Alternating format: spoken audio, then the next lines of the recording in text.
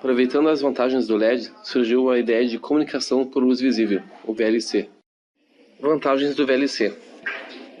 Ele tem sinais de alta potência que não interferem em outros equipamentos, exemplo, a radiofrequência. O VLC também ele opera em bandas que não precisam de licença para operação. Não é possível ter acesso ao sinal se não estiver no mesmo ambiente, o que torna ele mais seguro. Desvantagens do VLC. A principal desvantagem é a distância utilizada, pois os links de VLC são de apenas alguns metros. A intensidade da luz se atenua rapidamente ao aumentar a distância entre o transmissor e o receptor, como também fica sujeita a interrupções na transmissão, visto que qualquer objeto que estiver entre os comunicantes impedirá o recebimento da informação. Arquitetura. Utiliza o meio FSO como canal. O transmissor recebe a informação, codifica e modula. Os principais dados, então, passam a ser transmitidos por um LED na ponta de saída. O receptor recebe o sinal transmitido pelo canal via fotodetector e realiza a demodulação. Transmissor. O LED é utilizado devido à alta taxa de transmissão. Um semicondutor capaz de transformar energia elétrica em energia luminosa. Apresenta maior tempo de vida e eficiência energética. Luz branca. Para a comunicação por luz visível, utiliza-se LED de luz branca, pois podem ser modulados em grande velocidade e também serve tanto para iluminar o ambiente e transmitir informação. Visible Light Communication é a sigla para a tecnologia VLC que utiliza da luz visível para transferência de dados. É uma tecnologia que ela trabalha com uma frequência muito alta, né? A casa da luz visível fica entre 400 e 800 terahertz. Então, isso aí, no caso, fornece uma banda para poder alocar espaçamentos para transferência de dados muito altos.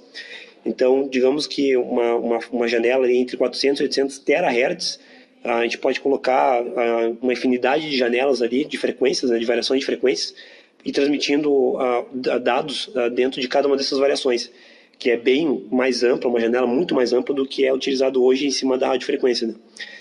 A gente está falando assim, de comprimentos de onda na casa de 375 a 780 nanômetros em cima dessa frequência visível que é de 480 terahertz. E em função desse comprimento, a gente tem uma dificuldade grande, que até o colega já comentou no áudio, que é a questão da permeabilidade. Né? Em função dessa frequência muito alta, a luz visível em si não tem a capacidade de transpor, né? de vencer obstáculos físicos, como a radiofrequência tem, né? de atravessar uma parede ou algo do gênero. Então acaba sendo aí uma limitação da tecnologia, mas né, em função do ganho da capacidade de banda, aí, acaba não sendo algo que inviabiliza a implementação. Então a gente tem uma tecnologia, na verdade, que não é uma tecnologia nova, né? O primeiro conceito nasceu lá em 1880 com o Alexander Graham Bell, quando ele fez o primeiro telefone por luz, no caso, né? Como se fosse um código do Morse da vida, só que utilizando da luz. E aí, durante muito tempo, ficou inerte essa tecnologia, até que no ano de 2003, na Universidade de Nakagawa, laboratório, no caso, né? Que é uma universidade no Japão, ele voltou a trabalhar forte nessa questão com a questão dos LEDs, né? Que até então existia a prática com o uso de lâmpadas fluorescentes, mas em casas no caso, com bandas bem pequenas, ali, chegando a 10 kilobits por segundo. Aí, em 2003, chegou esse pessoal da Universidade do Japão, implementando o LED e conseguindo resultados melhores. Já em 2006, ali, junto com a tecnologia do PLC, a gente teve mais um pequeno avanço com essa questão da transmissão por luz, até que a gente teve um grande salto aí em janeiro de 2010, com uma equipe alemã que conseguiu transmitir 500 megabytes por segundo numa distância de 5 metros e 100 megabytes por segundo numa distância maior do que 5 metros. Então, em 2010, a gente teve um marco para essa tecnologia. A gente tem aí a questão da parte de formalização, no caso dos protocolos, né, de comunicação usando o VLC, onde a gente tem o I3E 802.15, certo?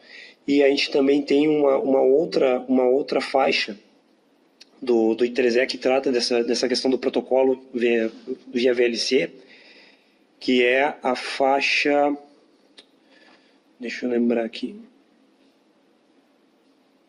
a faixa 802.15.7, que daí trabalha com uma tecnologia assim mais avançada, que se chama Color Shift Key, que no caso utiliza para cada cor, para cada faixa de cor, um caractere. E então a gente tem aí uma faixa de tonalidades que vão dentro dessa frequência de 400, 800 terahertz, né?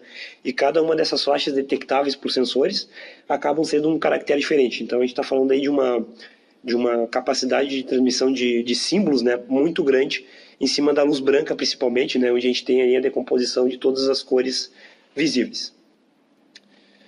Uma outra questão interessante para essa tecnologia, né, além da questão da formalização pelo I3E e da capacidade que ele tem, apesar das suas limitações, né, que é a questão física, né, de que não consegue transpor obstáculos e ter um curto alcance, a gente tem um caso interessante a ser mencionado, que é quando se utiliza da tecnologia laser para utilizar com o mesmo princípio aí da luz para a transmissão de dados.